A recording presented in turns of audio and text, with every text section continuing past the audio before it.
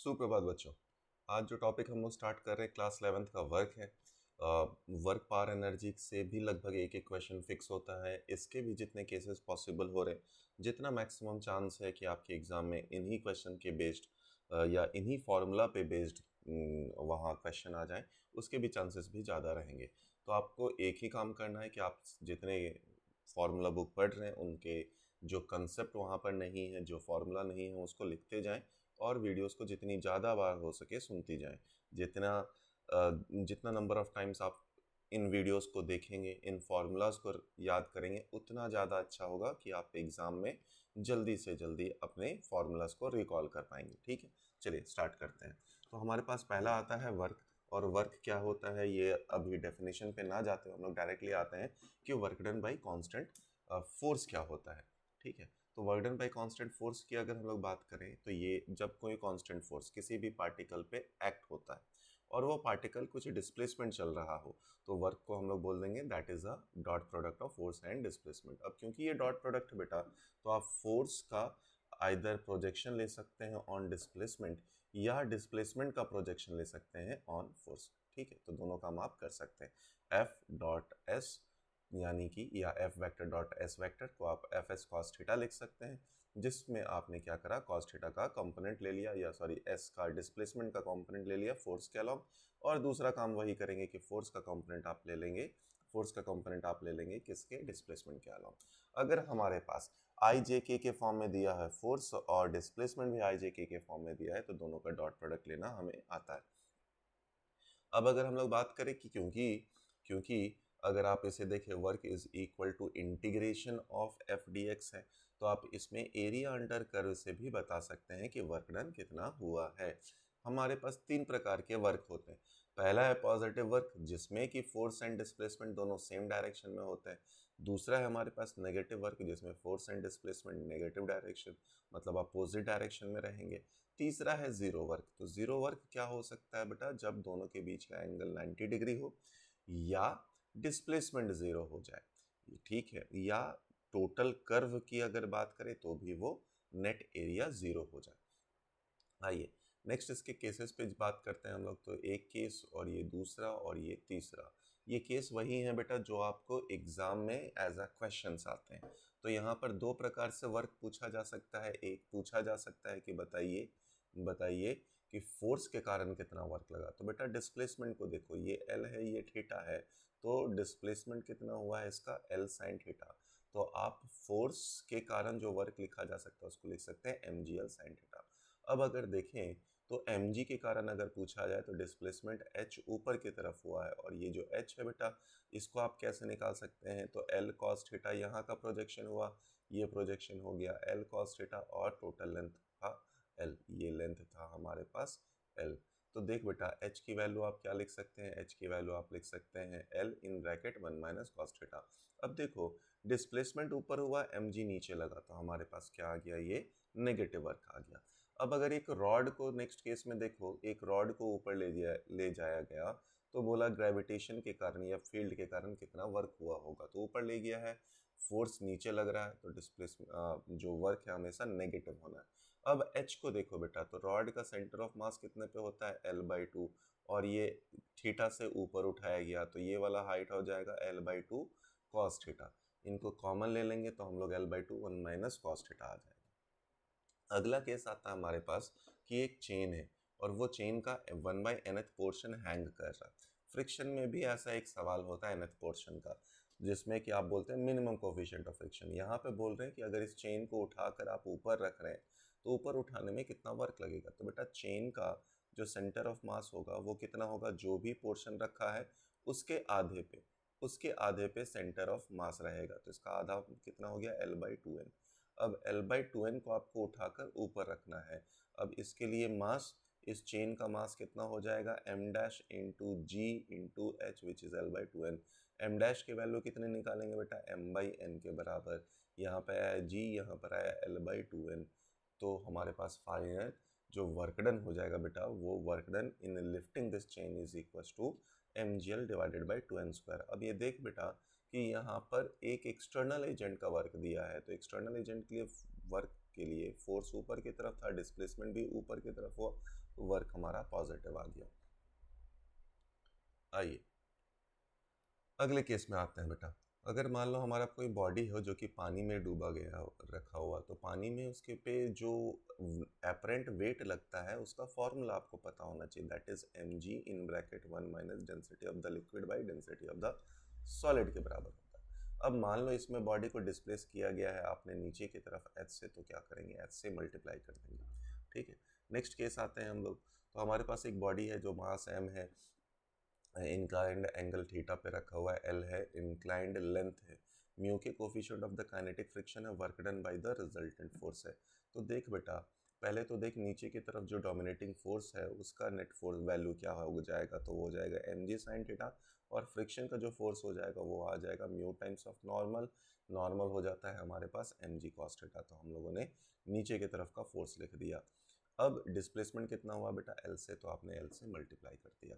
फिर आता है एनर्जी। एनर्जी क्या होता है बेटा, ये एबिलिटी है और या कैपेसिटी है कि वर्क बॉडी कर सके। ठीक है, जितना ज़्यादा एनर्जी होगा बॉडी के पास वो उतना ज़्यादा अमाउंट ऑफ वर्क कर सकता है। ठीक है, अगर आप बोले एनर्जी तो ये कॉज है doing of work, and work is effect of energy. ये स्केलर क्वांटिटी है वर्क के जैसा। हाँ, वर्क भी स्केलर क्वांटिटी था, दोनों का यूनिट डायमेंशन भी सेम होता है, यूनिट दोनों के लिए जूल हो जाता है। सेम पोटेंशियल एनर्जी की बात करें तो ये कोई भी बॉडी जो एनर्जी पॉजेस करेगा by virtue of its position और कॉन्फ़िगरेशन, तो इसे हम लोग बोल देंगे क्या, इस बॉडी के साथ पोटेंशियल एनर्जी एसोसिएटेड है। ठीक है, जो पोटेंशियल एनर्जी है हमारे पास वो डिफाइंड हो जाता है बेटा कंजर्वेटिव फोर्स के लिए। ठीक है, और नॉन कंजर्वेटिव फोर्स के लिए हम लोग इसे डिफाइंड नहीं करते हैं। फोर्स इज इक्वल टू हमारे पास है बेटा minus D U by D R, minus D U by D R. ठीक है, ये एक्सप्रेशन बहुत इंपॉर्टेंट है हमारे लिए। अगर आप इसको x, y और z फॉर्म में लिखना चाहें, क्योंकि फोर्स हमारे पास वेक्टर है, तो f is equal to minus, यहाँ पे आ जाएगा डो u बाई डो x आई कैप। अब जब ये लिखेंगे बेटा तो यहाँ पर क्या कांस्टेंट रहेगा, y एंड z कांस्टेंट रहेंगे, पर प्लस यहाँ पे आ जाएगा डो u बाई डो y j कैप, और यहाँ पर कौन सा रह जाएगा, आप j के लिए लिख रहे हैं तो x एंड z कांस्टेंट रहेंगे, प्लस डो u बाई डो z के कैप, और यहाँ पर एक्स वाई कांस्टेंट रहेगा। ठीक है, चलिए। हाँ बेटा, तो डी यू को अगर आप लिखना चाहें तो integration of F D R से भी आप उसे लिख सकते हैं। चलिए, फिर आता है काइनेटिक एनर्जी। तो काइनेटिक एनर्जी किसी बॉडी में पॉजेस होता है by virtue of its motion. किसी भी बॉडी का काइनेटिक एनर्जी लिखा जाए तो उसको हाफ एम वी स्क्वायर लिख सकते हैं, और मोमेंटम के फॉर्म में से P square by two M भी लिख सकते हैं। और इसका फॉर्म क्या हो सकता है बेटा, अगर आप दूसरा फॉर्म देखना चाहें, एम वी यहाँ पर मोमेंटम होता है तो पी इंटू वी भी लिख सकते हैं। ठीक है, आइए फिर हम लोग बात करते हैं कंजर्वेटिव फोर्स। तो अभी अभी बात कर लिया था, कंजर्वेटिव फोर्स का एक्सप्रेशन अभी भी लिख भी लिया था। स्प्रिंग फोर्सेस में बात करें तो स्प्रिंग फोर्स हमारे पास देखें तो कैसा होगा बेटा, वो डिस्प्लेसमेंट पे डिपेंड करने वाला है, तो F X is equal to minus K X के बराबर है। अगर वर्क डन निकालें यहाँ पर तो work done by the spring force की वैल्यू आ जाएगी हमारे पास माइनस हाफ के एक्स स्क्वायर के बराबर हो जाएगा। अब पोटेंशियल एनर्जी जो स्प्रिंग में है बेटा, या work done in the spring है, वो पोटेंशियल एनर्जी के फॉर्म में स्टोर रह जाएगी। तो potential energy stored in the form in the spring अगर बोला जाए तो हमारे पास किसके बराबर हो जाएगा, वो हाफ के एक्स स्क्वायर के बराबर हो जाएगा। आइए फिर आता है हमारे पास वर्क एनर्जी थ्योरम। तो यहाँ पर हम लोग बोलेंगे कि work done by all the forces. अब इसमें ऑल द फोर्सेस में कौन कौन से फोर्स आ जाएंगे, सारे कंजर्वेटिव नॉन कंजर्वेटिव। तो work done by all the forces acting on a body equal to change in kinetic energy. Change बोला है, फाइनल माइनस इनिशियल आप कर देंगे। इसी का एक एग्जाम्पल क्वेश्चन यहाँ पर होता है। एग्जाम्पल क्वेश्चन क्या बोल रहा है, एक रेन ड्रॉप है जिसका मास इतना है, फॉल कर रहा है 1 मीटर की हाइट से, और ग्राउंड को हिट करता है 40 मीटर पर सेकंड से। तो पहला बोला ग्रेविटेशनल फोर्स। ग्रेविटेशनल फोर्स किसके बराबर होता है, mgh। अब हर सवाल में आपको यूनिट कन्वर्जन पे ज़्यादा ध्यान देना होता है बेटा। तो मास यहाँ पर कितना दिया है, 2 ग्राम, 2 ग्राम लिख दिया, g इंटू एच के बराबर, तो 20 जूल आ गया। फिर बोला है वर्डन बाई द ड्रैग फोर्स कितना होगा। अब ड्रैग फोर्स के लिए देखो बेटा, तो हम लोग टोटल वर्क डन बोले, टोटल वर्क डन कौन है हमारे पास, ग्रेविटी का और ड्रैग फोर्स, वही equal to change in kinetic energy के बराबर है। तो आपने चेंज इन काइनेटिक एनर्जी लिख दिया। ग्रेविटी का वर्क आपने 20 जूल लिखा था, चेंज इन काइनेटिक एनर्जी 1.6 था, तो हमारे पास कितना आया बेटा, माइनस 18.4 जूल था, जो कि ड्रैग फोर्स के कारण वर्क डन हुआ है या नेगेटिव वर्क हुआ है, तभी जो वेलोसिटी ऑफ दिस पार्टिकल है वो इतनी कम है, नहीं तो ये जो वैल्यू है वो काफ़ी हाई होता है। आइए अब आता है हम लोग इक्विलिब्रियम। तो इक्विलिब्रियम कोई भी बॉडी पे तब बोला जाएगा जब उस पे नेट फोर्स की वैल्यू जीरो हो जाएगी, यानी D U by D x की वैल्यू भी जीरो हो जाएगी। इक्विलिब्रियम दो प्रकार के हैं बेटा हमारे पास, एक स्टेबल दूसरा है अनस्टेबल। स्टेबल इक्विलिब्रियम कब बोला जाएगा कि अगर हमारे पास बॉडी का टेंडेंसी अपने मीन पोजीशन की तरफ वापस आने का रहे तो हम लोग बोलेंगे ये इक्विलिब्रियम है। अगर नॉन इक्विलिब्रियम में बोले तो इसका टेंडेंसी अपने मीन पोजीशन से दूर जाने का है, वंस इट इज डिस्प्लेस्ड। अब देखो बेटा ये पोटेंशियल एनर्जी का ग्राफ रहता है, ठीक है, पोटेंशियल एनर्जी पोजीशन का ग्राफ रहता है। तो यहाँ पर अगर आप देखें फाइनल स्लोप हमारे पास पॉजिटिव है, इनिशियल स्लोप नेगेटिव है। Rate of change of slope अगर बोले तो rate of change of slope क्या हो जाएगा, फाइनल माइनस इनिशियल, तो वो पॉजिटिव के बराबर, यानी D square U by D X square positive रहेगा, तो हम लोग बोलेंगे स्टेबल इक्विलिब्रियम। और F is equal to minus D U by D X था, तो इसी का दूसरा फॉर्म क्या आ जाता है बेटा कि D F by D x की वैल्यू कैसा होना चाहिए, नेगेटिव होना चाहिए स्टेबल इक्विलिब्रियम के लिए। सेम अनस्टेबल के लिए बात की जाए तो इसका फाइनल स्लोप कैसा है बेटा, नेगेटिव है, इनिशियल पॉजिटिव था, तो rate of change of slope हमारे पास नेगेटिव है, rate of change of slope हमारे पास नेगेटिव है। अगर इसी में फोर्स वाला एक्सप्रेशन आप यूज़ कर दें तो D F by D x की बात करें तो वो कैसा होना चाहिए, वो ग्रेटर देन ज़ीरो होना चाहिए, ठीक है। उसके बाद आता है हमारे पास न्यूट्रल इक्विलिब्रियम। न्यूट्रल इक्विलिब्रियम के लिए बात करें तो यहाँ पर बॉडी को अगर आप छोड़ दें तो वो हमेशा, या डिस्प्लेस कर दें तो वो अपना जो नया पोजीशन है वहीं पे रह जाएगा। तो अगर बॉडी यहाँ पर था, इसको आपने डिस्प्लेस कर दिया तो ये अपने नए पोजीशन पे ही रह जाएगा। आइए अगले पर बात करते हैं, law of conservation of energy हम लोग बात करते हैं। तो टोटल एनर्जी हमेशा कांस्टेंट रहने वाला है, टोटल मैकेनिकल एनर्जी नहीं, टोटल मैकेनिकल एनर्जी हमेशा कांस्टेंट रहने वाला है, ठीक है। अच्छा, अब जो भी एनर्जी रहेंगे, पोटेंशियल एनर्जी और काइनेटिक एनर्जी, इनका चेंज हमेशा क्या रहने वाला है, बराबर रहने वाला है मैग्नीट्यूड में। तो वर्क डन, अगर वर्क डन हम लोग देखें तो work done is equal to, यहाँ पर लिखा है चेंज इन पोटेंशियल एनर्जी, और वर्क एनर्जी थ्योरम से work done is equal to change in kinetic energy भी बोला दिया है। तो हम लोग टोटल एनर्जी की बात करें तो वो हमेशा sum of kinetic energy plus potential energy के बराबर होता है। बट अगर आप चेंज की बात करें तो टोटल एनर्जी का चेंज नहीं होने वाला, मतलब चेंज इन काइनेटिक एनर्जी और चेंज इन पोटेंशियल एनर्जी हमेशा क्या रहने वाला है, that is equal to zero. अगले एग्जाम्पल क्वेश्चन पे आते हैं हमारे पास, ठीक है। अगले एग्जाम्पल क्वेश्चन पे आते हैं हमारे पास। तो पोटेंशियल एनर्जी हमारे पास कुछ इस फॉर्म से दिया हुआ है, तो a बाई एक्स का power 12 minus B by X का पावर 6 दिया है। ए बी कॉन्स्टेंट है हमारे पास, distance between the atoms X दिया है। तो स्टेबल इक्विलिब्रियम कब होगा, जैसे ही स्टेबल इक्विलिब्रियम की बात हुई पहले तो D U by D x हमें जीरो कर देना, तो इसको डिफ्रेंशिएट करिए D U by D x और इसको इक्वल टू जीरो करें। जैसे इक्वल टू जीरो किया तो आपके पास एक्स का वैल्यू आया, जिस पॉइंट पे ये इक्विलिब्रियम में रहेगा that is two A by B whole power 1/6। अब क्या बोला है, अब क्या बोला है, स्टेबल इक्विलिब्रियम है ना, कहीं पे बोला हाँ स्टेबल इक्विलिब्रियम। तो स्टेबल इक्विलिब्रियम अगर आपको चेक करना है, ऑल्दो इसने बोल दिया है कि यहाँ पर स्टेबल इक्विलिब्रियम ही रहेगा, ठीक है, बट अगर आप चाहें कि बताइए यहाँ पर स्टेबल है या नहीं है, तो आपको क्या करना पड़ता, D U by D x निकालना पड़ता और इसको फिर से डिफ्रेंशिएट करना पड़ता। तो D U by D x जब आपने निकाला तो इसको एक और बार डिफ्रेंशिएट करना पड़ता एंड चेक करना पड़ता कौन सी एक्स की वैल्यू के लिए कि ये ग्रेटर देन ज़ीरो आ रहा है या नहीं है। बट यहाँ पर इन्होंने बोल रखा है स्टेबल, तो हमें सेकंड जाना ही नहीं है। तीसरा केस इसमें क्या बोला जा सकता है कि मिनिमम पोटेंशियल एनर्जी का वैल्यू बताइए, मिनिमम पोटेंशियल एनर्जी, क्योंकि स्टेबल इक्विलिब्रियम में पोटेंशियल एनर्जी क्या होता है, मिनिमम होता है। तो जो भी आपने x की वैल्यू निकाली वो u वाले एक्सप्रेशन में पुट कर दीजिए, आपका आंसर आ जाएगा, ठीक है। चलिए अब आते हैं हमारे पास इस चैप्टर के अगले पार्ट पे, जिसमें हमारे पास vertical circular motion. Vertical circular motion काफ़ी इंपॉर्टेंट है बेटा, यहाँ पर क्वेश्चंस आने के चांसेस काफ़ी ज़्यादा हो जाते हैं।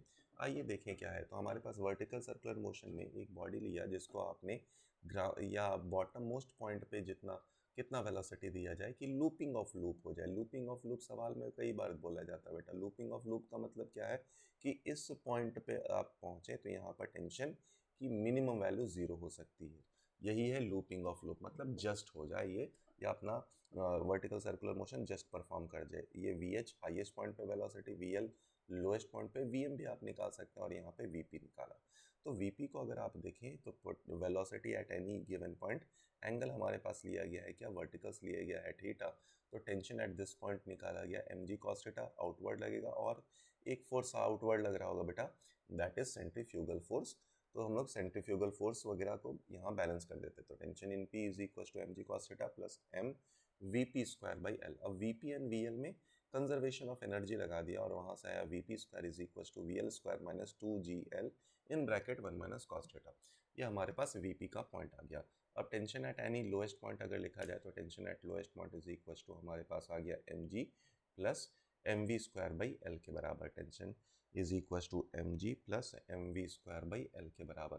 ठीक है, टेंशन एट हाईएस्ट पॉइंट अगर लिखा जाए तो टेंशन एट हाईएस्ट पॉइंट हमारे पास कितने के बराबर आ जाएगा, mg, देखो वहाँ पर थीटा की वैल्यू आप पुट कर देना, थीटा की वैल्यू कितनी पुट कर दोगे पाई, तो वहाँ पर जो वैल्यू आ जाएगा हमारे पास वो आ जाएगा minus mg plus M V H square by L. अब इसी फॉर्म में आप वी एल के फॉर्म में भी लिख सकते हैं। ठीक है, तो यहाँ पर भी आप पुट करेंगे वी पी, तो आपको टेंशन का जनरल इक्वेशन भी मिल जाएगा। आइए, जब हम लोग देखें और टेंशन एट हाईएस्ट पॉइंट को इक्वल टू जीरो कर देंगे तो वहाँ पे हमें दो बातें पता चलेगी। एक तो वी एच का आप निकाल सकते हैं, that is equal to under root G L, और वी एल के टर्म्स में अगर आप निकालें तो ग्रेटर देन और इक्वल टू 5gl। मतलब अगर आपको लूपिंग ऑफ लूप करना है तो जो लोएस्ट पॉइंट पे है उस पर मिनिमम वेलोसिटी कितनी होनी चाहिए, अंडर रूट ऑफ 5gl के बराबर होनी चाहिए, और हाईएस्ट पॉइंट पर अगर देखा जाए तो मिनिमम वेलोसिटी किसके बराबर होनी चाहिए, gl के बराबर होनी चाहिए। इसी के दो केस आते हैं बेटा, कि अगर एक रॉड को ले लिया जाए, अगर एक रॉड को ले लिया जाए तो अगर रॉड को लूपिंग ऑफ लूप करेंगे तो यहाँ पर ये गिरने का चांस नहीं रहेगा, जिसके कारण इसकी जो मिनिमम वेलोसिटी है वो अंडर रूट ऑफ 4gl के बराबर आ जाएगी। ठीक है, तो अगर रॉड घूम रहा होगा तो minimum velocity under root of 4gl। अगर ये एक ट्यूब में चल रहा है लूपिंग ऑफ लूप, ट्यूब के अंदर, अब ट्यूब के अंदर भी बेटा जो बॉल है हमारा वो फॉल नहीं कर सकता, वो डायरेक्टली नीचे की तरफ नहीं गिर सकता, तो यहाँ पर भी जो मिनिमम वेलोसिटी है आप अंडर रूट ऑफ 4gl निकाल सकते हैं, और इसके बाद आप किसी भी पॉइंट पे वेलोसिटी निकाल सकते हैं बाय कंजर्वेशन ऑफ एनर्जी। ठीक है, तो चलिए अगले एग्जाम्पल क्वेश्चंस पे हम लोग चलते हैं। ये वाला पार्ट हम लोगों ने शायद कर लिया है, तो देखेंगे यहाँ से हमारे पास एक ब्लॉक छोड़ा गया, वो आया है यहाँ पर कंप्रेस हुआ। ठीक है, कंप्रेस हुआ है हमारे पास, और कंप्रेस होने के बाद बोला है कि कितना कंप्रेशन होगा ये सब बताइए, या कितना डिस्प्लेसमेंट चला हुआ ये सब बताइए। तो देख बेटा, अगर हम लोग इस हाइट को निकाल लें, इस हाइट को निकाल लें, तो जैसे ही हमारे पास ये हाइट पता चल जाएगा तो पोटेंशियल एनर्जी का कन्वर्जन पता चल जाएगा।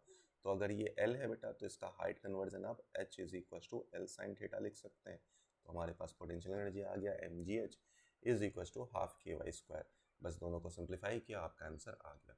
अब यहाँ पर मान लो नेक्स्ट एग्जांपल क्वेश्चन में कि इस बॉल को छोड़ दिया जाए तो पोटेंशियल एनर्जी किसके बराबर हो जाएगा, mg l in bracket 1 minus cos theta, that should be equal to half mv square. तो वहाँ से v निकल गया। अगला केस हमारे पास कुछ बोला जाता है, जरा समझे इस केस को भी। तो नॉर्मल रिएक्शन जीरो कहाँ पर होगा वो बता दीजिए।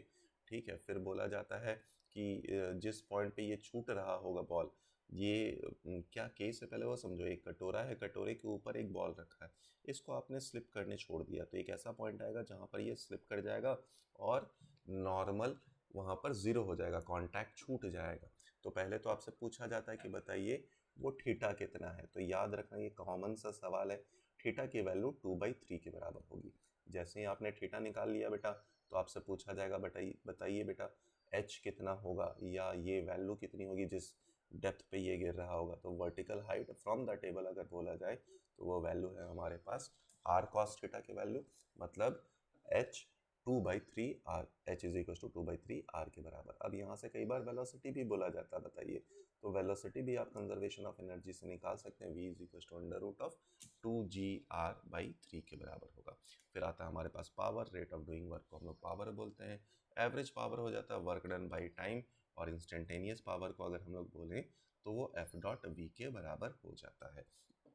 ठीक है, चलिए अब एक अगला केस आता है हमारे पास कि एक पंप है जिससे आप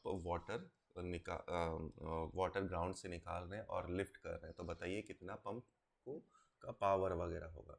तो पावर को आप पहले लिख सकते हैं, वेट वर्क को लिख लीजिए mgh, और यहाँ पर क्या चेंज होने वाला है बेटा, dm/dt, तो आप पावर को लिख सकते हैं GH dm/dt। अब कई बार यहाँ पर इफिशियंसी दिया होता है, तो इफिशियंसी क्या होगा, आउटपुट बाई इनपुट। हमेशा याद रखें जनरल फॉर्म है कि इफिशियंसी इज इक्वल टू हमारे पास क्या होगा, आउटपुट बाई इनपुट। यहाँ पे आउटपुट क्या हो जाएगा बेटा, mgh अगर एनर्जी के टर्म्स में बोला जाए, और इनपुट जो इलेक्ट्रिकल एनर्जी ये यूज़ कर रहा होगा वो हो जाएगा। ठीक है बेटा, आइए अब एक एग्जाम्पल क्वेश्चन लेते हैं। ये कई बार पूछा गया है कि एक मोटर है जिसमें पंप यूज़ किया जाता है, एक मोटर पंप है जो वाटर को सर्टेन हाइट पे गिव कर रहा है, एंड इसके लिए कि रेट जो वाटर फ्लो रेट है वो कांस्टेंट है। अगर n टाइम्स फास्टर चाहिए हमें सेम पाइप से, तो सेम टाइम में तो कितना अमाउंट ऑफ फोर्स इंक्रीज होना होगा।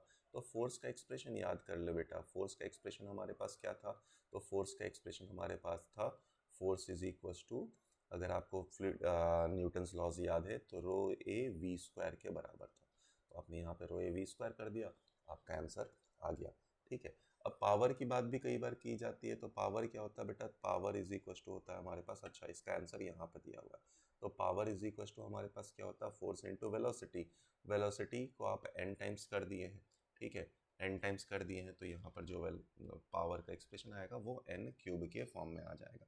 ठीक, आ जाइए अगले केस पे चलते हैं हम लोग, या अगले क्वेश्चन पे चलते हैं। तो अगला एग्जांपल क्वेश्चन हमारे पास बोल रहा है कि एक इंजन है जिसमें इंजन पंप करा 400 kg ऑफ वाटर, हाइट दिया गया है 40 सेकेंड पे। तो देख बेटा रेट ऑफ डूइंग वर्क मुझे मिल गया, पावर दे दिया है, find power of the engine if 80% is efficiency. तो इंजन का पावर बोलना, आउटपुट कितना हो गया बेटा mgh हमारे पास, तो mgh आउटपुट हो गया। ठीक है, अच्छा पावर हमारे पास कितना यूज़ हुआ था, 1 किलो सॉरी वर्क कितना किया गया था mgh, वो निकाल लिया आपने। पावर कितना हुआ, तो mgh वर्क बाई टाइम, तो पावर आ गया। अब इंजन का पावर कितना था, देख बेटा अभी अभी देखा था हम लोगों ने, efficiency is equal to output, output है 1 किलोवाट।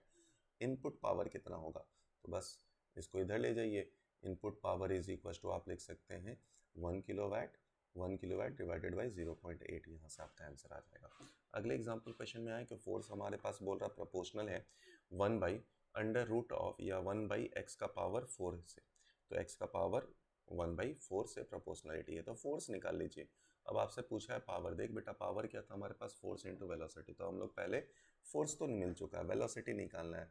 तो फोर्स से आपने एक्सेलरेशन निकाल लिया, एक्सेलरेशन को dv/dt कर दिया, तो जैसे एक्सेलरेशन को dv/dt कर दिया, तो हमारे पास यहाँ पर उसको भी आप सिंप्लीफाई कर सकते हैं dv/dt को, तो इसको v dv/dx के फॉर्म में लेकर गए और इंटीग्रेट किया। v dv/dx के फॉर्म में ले जाने के बाद इंटीग्रेट किया, तो एक्सेलरेशन यहाँ पे साइड में लिख दे रहा हूँ, v dv/dx is equal to, अब dx को आप दूसरे साइड ले जाएंगे, x के साइड x का पावर -1/4 है, इंटीग्रेट किया तो यहाँ से v का एक्सप्रेशन निकल कर आया, v का एक्सप्रेशन निकल कर आया हमारे पास x का पावर 3/2। पावर क्या है बेटा, फोर्स इनटू वेलोसिटी, तो पावर का एक्सप्रेशन आया, power is proportional to x का पावर 1/8 के बराबर। ठीक है, अब एक और केस होता है कि कोई बॉडी हमारे पास स्पीड v से जा रहा था, टाइम t में आपने, if a body is moving with speed e, अच्छा तो इसने इस मूविंग बॉडी को आपने रोक दिया, मतलब आप सपोज आपके पास क्रिकेट बॉल आ रहा था, आपने उसका वेलोसिटी को ज़ीरो किया है इन टाइम t, तो पावर कितना यूज़ हुआ, पावर को आप फिर से वही बात कर सकते हैं कि energy by time is equal to power, वहाँ से आपको दिख जाएगा time is proportional to velocity square के बराबर। चलो नेक्स्ट पार्ट पे आते हैं, जो है हमारे लिए कोलिजन। कोलिजन क्या होता है, interaction with in the bodies हो गया, जिसके कारण मोमेंटम एंड एनर्जी का एक्सचेंज हो सकता है। ठीक है, या एनर्जी का एक्सचेंज हो सकता है। कोलिजन हमारे पास दो प्रकार के हो सकते हैं, elastic, in elastic. In elastic में ये दो प्रकार के और हो सकते हैं। तो इन इलास्टिक में बॉडी हमारे पास या तो परफेक्टली इन इलास्टिक हो सकता है, या तो सिर्फ इन इलास्टिक हो सकता है। परफेक्टली इन इलास्टिक का मतलब ई की वैल्यू 0 रहेगी, और इन इलास्टिक का मतलब यहाँ पे ई की वैल्यू हमारे पास 0 से 1 के बीच में रहेगी। ठीक है, यहाँ पे कुछ और बातें करते हैं कि हेड ऑन कोलिजन क्या होता है, ऑब्लिक कोलिजन क्या होता है। हेड ऑन कोलिजन का मतलब क्या हुआ, जो पार्टिकल था हमारे पास वो line of impact, line of motion दोनों सेम था। ठीक है, तो अगर जो कोलाइडिंग बॉडीज़ हैं उनकी वेलोसिटीज़ हमेशा एक स्ट्रेट लाइन में हो before and after collision, line of impact, line of motion same रह जाए तो हम लोग बोलेंगे क्या कि बॉडी हमारे पास हेड ऑन कोलिजन में था। अब दूसरी बात बोली जाए कि अगर एक ऐसा कोलिजन हो रहा है जिसमें velocity of colliding bodies are not confined in same straight line, जैसे कि ये वाले दो एग्जांपल आपको दिख रहे होंगे, तो इसमें हम लोग बोलेंगे कि बॉडी क्या है, ऑब्लिक कोलिजन में गया है। ठीक है, ऑब्लिक कोलिजन में बॉडी है। एक और पॉइंट आता है जो पहले ही पढ़ लेते हैं कि लाइन ऑफ इम्पैक्ट क्या होता है। ठीक है, चलिए, लाइन ऑफ इम्पैक्ट का मतलब क्या होता है बेटा कि जो बॉडी टकराने वाली है उनसे एक कॉमन नॉर्मल ड्रॉ कर लीजिए, कॉमन नॉर्मल ड्रॉ कर लीजिए। ठीक है, ये कहलाया लाइन ऑफ इम्पैक्ट। तो लाइन ऑफ इम्पैक्ट हमेशा जो भी कोलाइडिंग बॉडी है उनके कॉमन नॉर्मल को हम लोग लाइन ऑफ इम्पैक्ट बोल देते हैं। ठीक है, अच्छा, आइए फिर आता है हमारे पास इलास्टिक कोलिजन क्या है। तो ये ऐसा कोलिजन है जिसमें both momentum and energy conserve रहने वाली है। ठीक है, इन इलास्टिक क्या है, इसमें मोमेंटम हमारे पास कंजर्व रहने वाला है। मान लो बेटा आपके पास ऐसे क्वेश्चंस आ गए हैं जिसमें आप ना तो कोई इक्वेशंस याद आ रहे कि कौन सा यूज़ किया जाए, तो हमेशा याद रखना अगर बोला जाए इलास्टिक कोलिजन या इन इलास्टिक कोलिजन, तो दो इक्वेशन है जो आप हर टाइम में यूज़ कर सकते हैं।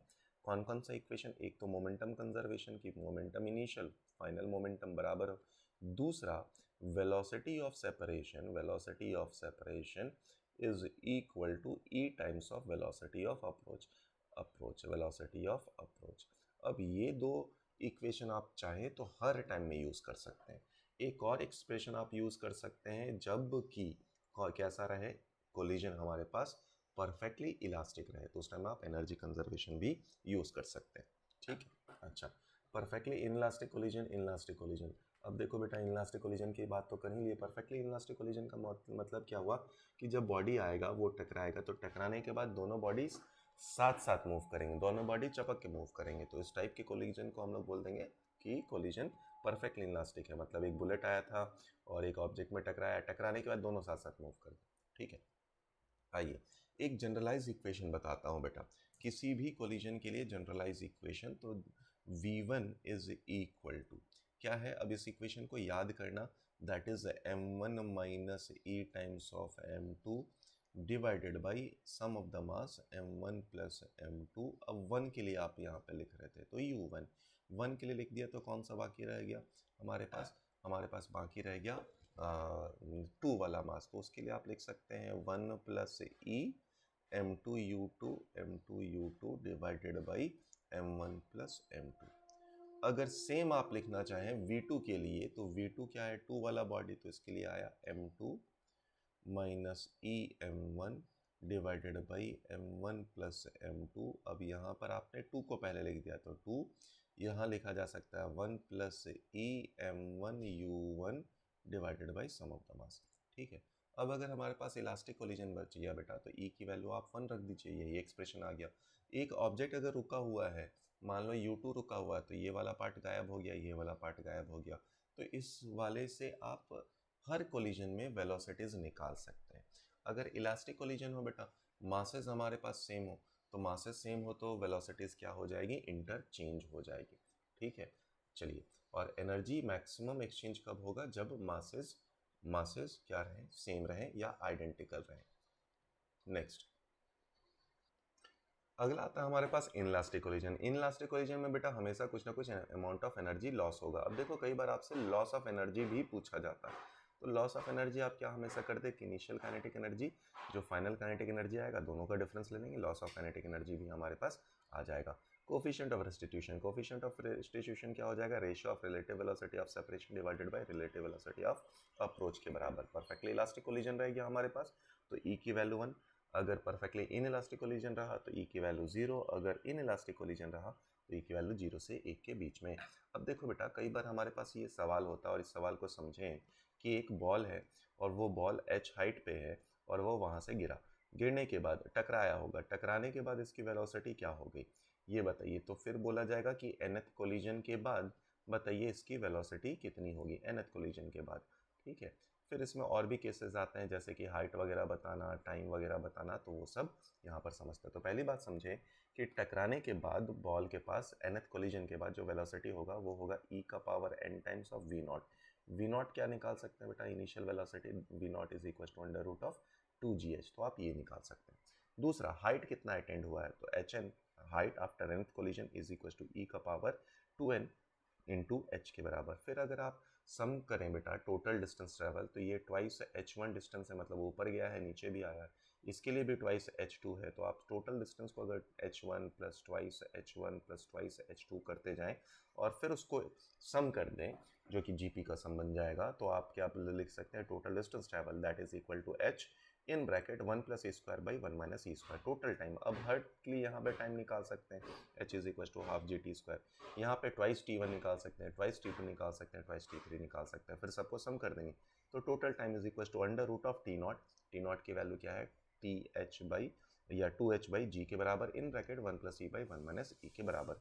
मोमेंटम चेंज कितना हो जाएगा फाइनल, तो that is equal to initial momentum 1 plus E by 1 minus E के बराबर। जो बॉल है उस पर हमेशा फोर्स लगने वाला है कितना, एम जी के बराबर। फिर आता है इलास्टिक कोलिजन इन 2 डायमेंशन। देखो बेटा 2 डायमेंशन पे हम लोग बात थोड़ी सी कम करते हैं, जो जनरल लेक्चर वीडियोस होता है उसमें तो हम लोग बात कर भी लेते हैं कि वेलोसिटीज़ के कौन कौन से कंपोनेंट लेने पड़ जाते हैं, हमें कौन कौन सा इक्वेशन लिखना पड़ता है, बट यहाँ पर क्योंकि फॉर्मूला है तो हम लोग इसको शॉर्टकट में ही निपटाएंगे। अगर दो कोलिजन इन 2 डायमेंशन बोला जाए, मान लो ये बॉडी आया है टकराया, तो हमेशा याद रखना कि वॉल के अलॉन्ग का मोमेंटम हमेशा कैसा रहने वाला है, कांस्टेंट रहने वाला है। तो यहाँ पर आ गया M U sine theta, M U sine theta, और इस जगह रहने वाला है हमारे पास एम वी साइन अल्फा के बराबर, ठीक है। और जो वेलोसिटीज़ है वो क्या हो जाएंगी, वो इस डायरेक्शन में चेंज कर सकते हैं। तो ये आया एम यू कॉस थीटा और यहाँ पर आएगा एम वी कॉस अल्फा के बराबर। तो यहाँ पर देखो बेटा आफ्टर कोलिजन क्या है हमारे पास और बिफोर कोलिजन क्या है, तो वेलोसिटी ऑफ सेपरेशन हो गया M V cos alpha is equal to E times of velocity of approach. तो दोनों इक्वेशन हम लोगों ने लिख दिया। अब यहाँ से आप दोनों को स्क्वायर एंड ऐड करके भी निकाल सकते हैं वी का एक्सप्रेशन, या डिवाइड कर सकते हैं, तो tan alpha is equal to tan theta by E आ जाएगा, ठीक है बेटा। अगला केस आता है और लास्ट केस आता है हमारे पास, एक बुलेट है, टकराया है, टकराने के बाद एच हाइट गया, तो इसमें बताना होता है हमारे पास कितना हाइट गया था, वेलोसिटी कितना था, ब्ला ब्ला ब्ला बताना रहेगा। तो सबसे पहले हमारे पास क्या है, मोमेंटम कंजर्वेशन। तो मोमेंटम कंजर्वेशन अगर आप देखें तो हम लोग मोमेंटम कंजर्वेशन, इसमें जो ब्लॉक है हमारे पास वो रुका हुआ था, तो मोमेंटम कंजर्वेशन से वेलोसिटी निकल के आया। फिर आप वी स्क्वायर को इक्वल टू 2gh भी कर सकते हैं, तो वहाँ से हमारे पास एक फॉर्म आ जाएगा और वी की वैल्यू यहाँ पर आप सब्स्टिट्यूट कर सकते हैं। जैसे सब्स्टिट्यूट करा, सिंप्लीफाई करा, तो सिंप्लीफाई करने के बाद आप यू का एक्सप्रेशन भी निकाल सकते हैं। तो यू का एक्सप्रेशन निकल गया हमारे पास, total mass which is m plus m divided by small mass, initial mass जो था बुलेट का, under root of into under root of 2gl in bracket 1 minus cos theta, ठीक है। अब यहाँ पर कई बार बोला जाता है कि वेलोसिटी, किसी वेलोसिटी से जो बुलेट है वो बाहर निकल गया टकराने के बाद, तो इनिशियल मोमेंटम जो बुलेट था उसके लिए mu हो गया, बाद में बुलेट का मोमेंटम mv हो गया और ब्लॉक का मास इनटू वेलोसिटी हो गया। तो अगर v दिया हुआ है यहाँ पर, तो कैपिटल V जिस वेलोसिटी से ब्लॉक ऊपर जाएगा वो मिल जाएगा हमारे पास, और जैसे ही वो मिल गया, वो कैसे मिल गया बेटा, एम यू माइनस वी के बराबर डिवाइडेड बाई कैपिटल M, ये मिल गया। और इसी को आप 2GS से इक्वेट कर देंगे तो यहाँ पर हमारा आंसर बन जाएगा। तो वर्क का भी टोटल केस बेटा आज खत्म हो गया। ऑलमोस्ट 12 के सारे चैप्टर आपके मेंस के लिए दिए गए हैं। एडवांस का जो 2-3 टॉपिक छूटा हुआ है वो बाद में अपलोड कर दूंगा। क्लास 11th के भी लगभग 60% या 70% वीडियोस अपलोड हो चुके हैं। तो आप इन वीडियोस को जितनी बार देखेंगे बेटा, आपका फॉर्मूला रिटेंशन उतना अच्छा होगा, आप एग्ज़ाम में उतना अच्छा परफॉर्म कर पाएंगे, आप वहाँ पे फॉर्मूलेस को जल्दी रिकॉल कर पाएंगे। तो एटलीस्ट हर फार्मूला बुक को आप अगर खुद भी लिखें तो 10 से 15 बार पढ़िए। अगर नहीं लिखा है, इतना टाइम नहीं मिल पा रहा है, तो सोने से पहले एटलीस्ट एक वीडियो को हर दिन देखते जाइए, क्लास 11 क्लास 12, ठीक है। चलिए आज के लिए इतना ही, मिलते हैं अगले वीडियो में, तब तक बाय बाय, टेक केयर, धन्यवाद।